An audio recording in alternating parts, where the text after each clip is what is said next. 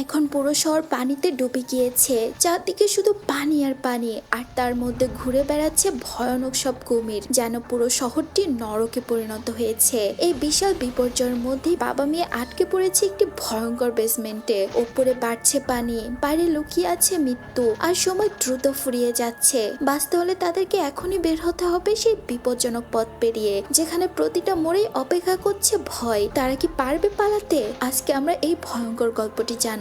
ফ্লোরিডার একটি সুইমিং পুলে মেয়েদের সাঁতার প্রতিযোগিতা শুরু হতে যাচ্ছিল। সেখানেই আমাদের পরিচয় হয় হেলি নামের একটি মেয়ের সাথে। হেলি একজন পেশাদার সাঁতুরে এবং সে এই প্রতিযোগিতার জন্য দীর্ঘ সময় ধরে কঠোর পরিশ্রম করেছে। কিছুক্ষণ পরে রেস শুরু হতে চলেছিল। হেলির গতি দেখে মনে হচ্ছিল আজ সে জিতেই ফিরবে, আর তার এই দক্ষতায় ভবিষ্যতের জীবনের আসল পরীক্ষা দিতে যাচ্ছিল। কিন্তু আজ ভাগ্য হেলির সয় ছিল না। নিজের সামর্থ্য দিয়ে চেষ্টা করলেও সে দ্বিতীয় স্থানে আসে। মন খারাপ করে হেলি যখন তার চেঞ্জিং রুমে যায়, তখন তার বোনের ফোন আসে। তার বোনের নাম ছিল বেথ। বেথ তখন তাকে জানায় শহরে এক ভয়াবহ ঘূর্ণিঝড়ের সতর্কবার্তা জারি করা হয়েছে এবং সরকার দ্রুত শহর খালি করার নির্দেশ দিয়েছে। বেথ তাকে নিজের খেয়াল রাখতে বলে এবং সাথে জানায় যে বাবা সকাল থেকে কারোই ফোন ধরছে না। সে হেলিকে অনুরোধ করে যেন সে একবার বাড়িতে গিয়ে বাবাকে দেখে আসে, কারণ বাবা কোনো বিপদেও থাকতে পারে। খবরটি শুনে হেলি বিচলিত হয়ে পড়ে এবং কালক্ষেপ না করে নিজের গাড়ি নিয়ে বেরিয়ে পড়ে। কিন্তু সেই ভয়ঙ্কর ঝড়ের মাঝে তাকে প্রায় 20 কিলোমিটার পথ পাড়ি দিতে হতো।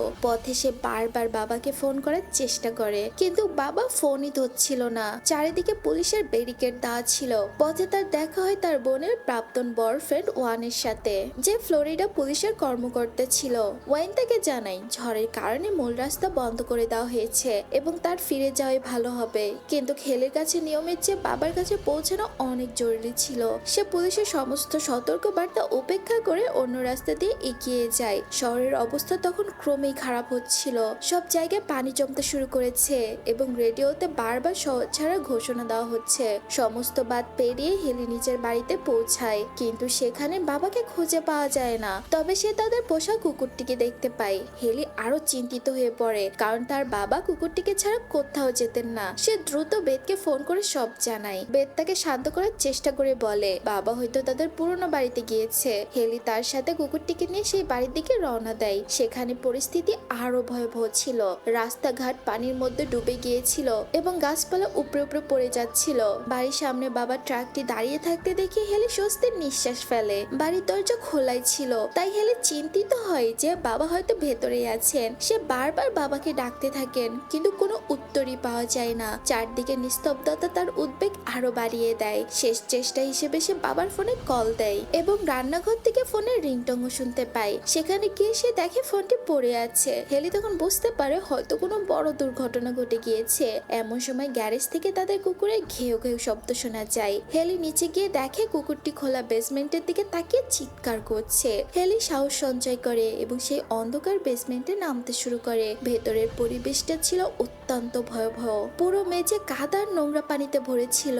ভেতরে যাওয়ার সময় হেলির বারবার মনে হচ্ছিল কেউ একজন তার আশেপাশে আছে। হঠাৎ তার চোখ পড়ে মেঝের উপর ছোপ ছোপ রক্ত। কিছু বুঝে ওঠার আগে সে দেখতে পায় বাবা সেখানে অচেতন অবস্থায় পড়ে আছেন। মেঝের উপর পড়ে থাকা বাবার কাছে হেলি দৌড়ে যায় এবং দেখে তার কাঁধে গভীর ক্ষত আর অনেকটা রক্তক্ষরণ হয়েছে।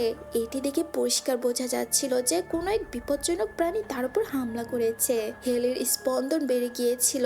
সে তার বাবাকে টেনে বাইরে নিয়ে যাওয়ার চেষ্টা করে, কিন্তু সিঁড়ির কাছে পৌঁছাতে হঠাৎই সেখানে লুকিয়ে থাকা এক বিশালাকার কুমির তাদের সামনে চলে আসে। এত বড় কুমির দেখে হেলির দম বন্ধ হয়ে যাওয়ার উপক্রম হয়। কুমিরটি যখনই তাদের দিকে এগোতে শুরু করে, হেলি দ্রুত তার বাবাকে পেছনে টেনে নেয়। সে তাকে টেনে হিঁচড়ে সে পাইপের আড়ালে নিয়ে যায়, যেখানে তার বাবা আগে অচেতন অবস্থায় পড়েছিলেন। ওটাই ছিল একমাত্র জায়গা যেখানে বিশাল আকৃতির কারণে কুমিরটি ভেতরে ঢুকতে পারছিল না। হেলি ভয়ে থরথর করে কাঁপছিল। সে বুঝতে পারছিল না এখানে কতটা ভয়াবহ ভাবে তারা ফেসে গিয়েছে। ওইদিকে বাইরে ঝড় বৃষ্টি থামার কোনো নামই নিচ্ছিল না। কিছুক্ষণ পর কুমিরটি সেখান থেকে সরে যায়। তার বাবার জ্ঞান ফিরে আসে, কিন্তু তিনি ব্যথায় মারাত্মক ছটপট করছিলেন। পানি ছাড়া তার গলা শুকিয়ে আসছিল। তাই হেলি দ্রুত নিজের জ্যাকেট খুলে বৃষ্টির পানিতে ভেজায় এবং সেই পানি বাবাকে পান করায়, যাতে তিনি কিছুটা স্বস্তি পান। তখনই হেলির নজর বাবার পায়ের দিকে যায়, যেখানে হাড় মাংস ছিঁড়ে বাইরে বেরিয়ে এসেছিল। এটি দেখে হেলি আতঙ্কিত হয়ে পড়ে। সে যখনই এ বিষয়ে জিজ্ঞেস করে, তখনই তখনই তার বাবা জানায় যে এখানে একটি ভয়াবহ কুমির আছে এবং তার আক্রমণেই তার এই অবস্থা হয়েছে। এরপর তিনি হেলিকে জিজ্ঞেস করেন, তুমি এখানে এলে কিভাবে? তোমার কি কোনো ধারণা আছে ওই কুমিরটা কত বিপজ্জনক? হেলি তাকে কিছুক্ষণ আগের সব ঘটনা খুলে বলে এবং জানায় যে ওই কুমিরটার সাথে তার ইতিমধ্যেই দেখা হয়ে গিয়েছে। হঠাৎ হেলির নজর পড়ে ফোনের ওপর, যা পালানোর সময় সেখানেই পড়ে গিয়েছিল। সে সাহায্যের জন্য ফোনটি তুলে নেওয়ার সিদ্ধান্ত নেয়। বাবার দেওয়া নির্দেশ মনে করে সে ধীরে ধীরে এগোতে থাকে। হেলি তখন দেখে কুমিরটার খেয়াল অন্যদিকে আছে, তাই সে দ্রুত ফোনটি তুলে নিয়ে সাথে সাথে কল করে। তার নজর সারাক্ষণ কুমিরটির ওপরই ছিল, কিন্তু সে টেরই পায়নি যে আসল বিপদ তার ঠিক পেছনেই উৎপেতে আছে। সে যখনই পেছনে ফেরে হঠাৎ দ্বিতীয় আরেকটি কুমির তার উপর ঝাঁপিয়ে পড়ে। এটি দেখে হেলির আত্মা যেন কেঁপে ওঠে। সে প্রাণ বাঁচাতে দৌড়ে পাইপের ওপাশে যাওয়ার চেষ্টা করে, কিন্তু কুমিরটি তাকে কামড়ে ধরে পেছনের দিকে টেনে নিয়ে যায়। তার বাবা এসব কিছু দেখে আতঙ্কিত হয়ে পড়েন, আর হেলির আত্মচিৎকার পুরো বেসমেন্টে প্রতিধ্বনিত হতে থাকে। কিন্তু কোনো মতে হেলি নিজেকে কুমিরের ছোবল থেকে বাঁচিয়ে নেয়। এখন সে দুটো কুমিরের মাঝে আটকা পড়ে আছে, তবুও ভয়ে পালানোর বদলে সে সীমাহীন সাহস দেখায়। সে একটি কুমিরের মুখে স্টিলের খাঁচা আটকে দেয় এবং সেখান থেকে বের হওয়ার চেষ্টা করে, কিন্তু তখনই দ্বিতীয় কুমিরটি আবারও তাকে আক্রমণ করতে আসে। সেটি কিছু করার আগেই হেলি সেখানে পড়ে থাকা একটি স্ক্রুড্রাইভার তুলে সরাসরি তার চোখে গেঁথে দেয়। এরপর সে দ্রুত দেওয়ালের একটি সুড়োপথে গিয়ে লুকিয়ে পড়ে। এক চোখ বন্ধ হয়ে যাওয়ায় কুমিরটি তাকে আর দেখতে পায় না এবং সেখান থেকে চলে যায়। সেই সময় দেখা যায় যে হেলির শেষ আশা অর্থাৎ তার ফোনটি কুমিরের পায়ের নিচে পিষতে গিয়েছে। হেলির নিঃশ্বাস তখন দ্রুত হয়ে আসছিল। সে বিশ্বাসই করতে পারছিল না যে এই রাক্ষসী কুমিরগুলোর হাত থেকে সে কিভাবে বেঁচে ফিরতে পেরেছে। তখনই তার বাবা তাকে ডাক দেন। হেলি যন্ত্রণার গলায় উত্তর দেয়, আমি ঠিক আছি বাবা, কিন্তু বাস্তবে সে মোটেও ঠিক ছিল না। কুমিরের আক্রমণে তার পা মারাত্মকভাবে আহত হয়েছিল। হেলি অসহ্য যন্ত্রণায় ছটপট করছিল। এরপর সে একটি দীর্ঘ নিঃশ্বাস ফেলে কাঁপা কাঁপা হাতে নিজের ক্ষতস্থানে ব্যান্ডেজ বাঁধতে শুরু করে। এখন বাবা মেয়ে দুজনেই ওই অন্ধকার জায়গায় আটকা পড়ে গিয়েছিল।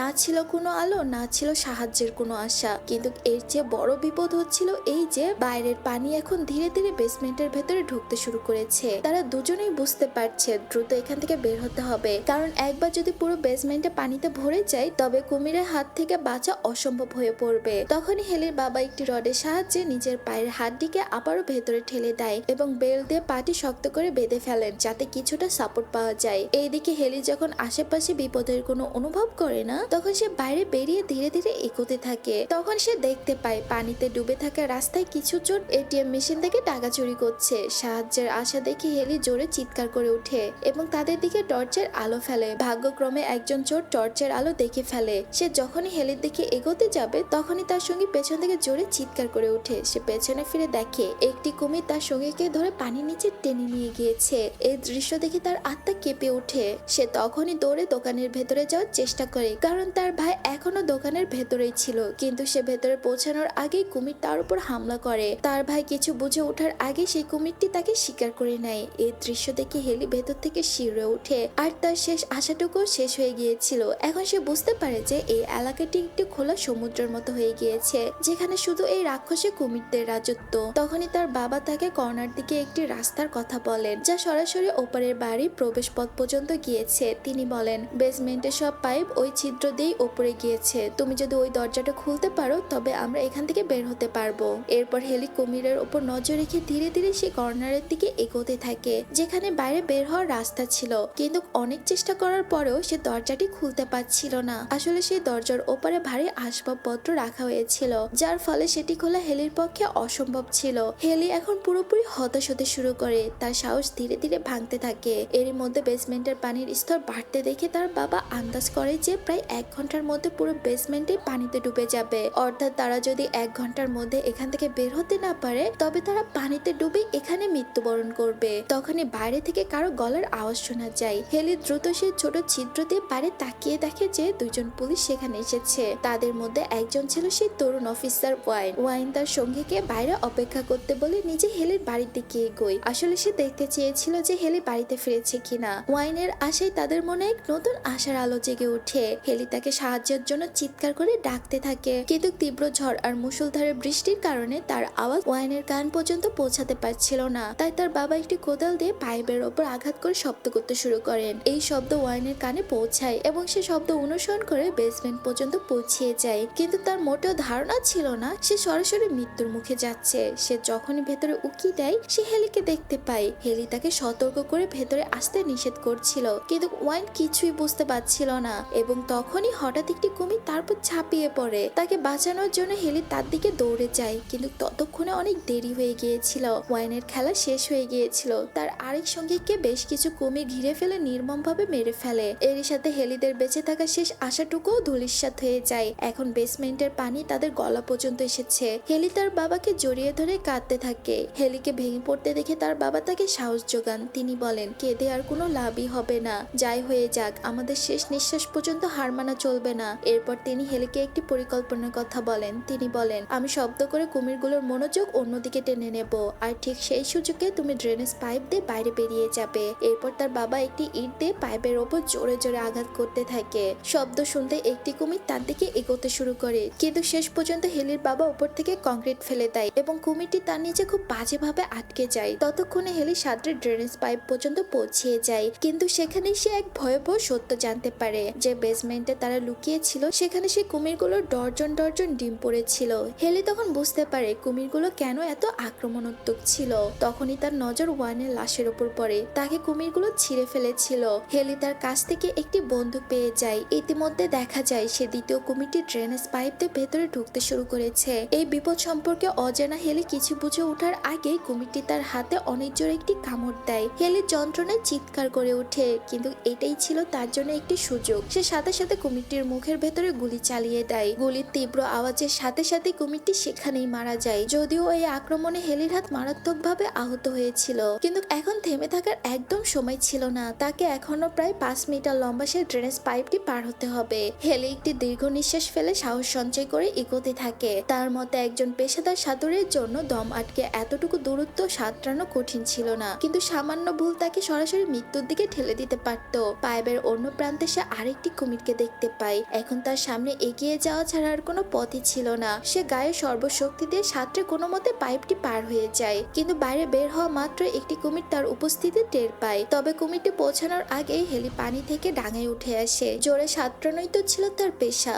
অন্যদিকে বেসমেন্ট এখন পুরোপুরি পানিতে ভরে গিয়েছিল এবং তার বাবা শ্বাস নেওয়ার জন্য লড়াই করছে। হেলি দৌড়ে বাড়ির ভেতরে যায় এবং জোরালো আঘাত করে কাঠের মেঝে ভাঙতে শুরু করে। ততক্ষণে তার বাবা প্রায় পানিতে ডুবে যাচ্ছিল, কিন্তু শেষ মুহূর্তে হেলি তাকে টেনে ওপরে তুলে আনে এবং তার প্রাণ বাঁচায়। জ্ঞান ফিরতে হেলি কাঁদতে কাঁদতে তাকে জড়িয়ে ধরে। এরপর দুজন মিলে খুঁড়িয়ে খুঁড়িয়ে বাড়ির বাইরে আসে, কিন্তু বাইরে এসে দেখে যে তাদের গাড়িটি পুরোপুরি পানিতে ডুবে গিয়েছে। তখনই হেলির বাবার নজর দূরে ভাসমান একটি নৌকার উপর পড়ে। তিনি বলে, যে কোনো মূল্যেই হোক আমাদের ওই নৌকাটি পর্যন্ত পৌঁছাতে হবে। চারিদিকে পানিতে ভাসমান কুমিরটি দেখে হেলি বলে, এটা অসম্ভব। এতে তার বাবা শক্ত গলায় বলেন, আমরা কোনো শব্দ না করেই ধীরে ধীরে এগোবো। আমার কথা বিশ্বাস করো, আমাদের কিছুই হবে না। এরপর তিনি আরো বলেন, আমাদের দ্রুত এখান থেকে বের হতে হবে। আবহাওয়া দেখে পরিষ্কার বোঝা যাচ্ছে নদীর বাঁধ যে কোনো মুহূর্তে ভেঙে যেতে পারে। তার আগেই আমাদের এখান থেকে দূরে চলে যেতে হবে। তারা দুজনেই তাদের কুকুরটিকে সাথে নিয়ে ধীর পায়ে পানিতে নেমে পড়ে। কোনো প্রকার আলোড়ন না করে তারা অত্যন্ত সতর্কতার সাথে সামনে এগিয়ে যাচ্ছিল।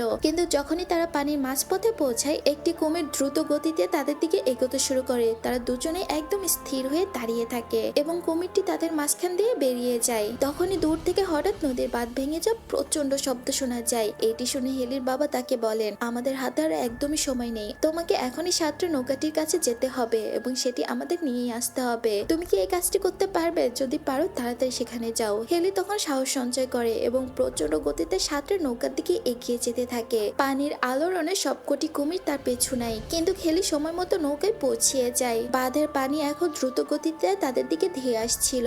হেলির সাথে সাথে নৌকা নিয়ে বাবার দিকে এগিয়ে আসে, কিন্তু তারা এখান থেকে বের হওয়ার আগেই বাঁধের পানি সেখানে পৌঁছিয়ে যায়। পানির প্রচন্ড স্রোত তাদের নৌকাটিকে উল্টে দেয় এবং উথাল ঢেউ তাদের আবারও সেই বাড়ির ভেতরে ঠেলে দেয়। কিন্তু বাড়ির ভেতর এখন আর কোনো নিরাপত্তা ছিল না। পানির স্তর ক্রমাগতই বাড়ছিল।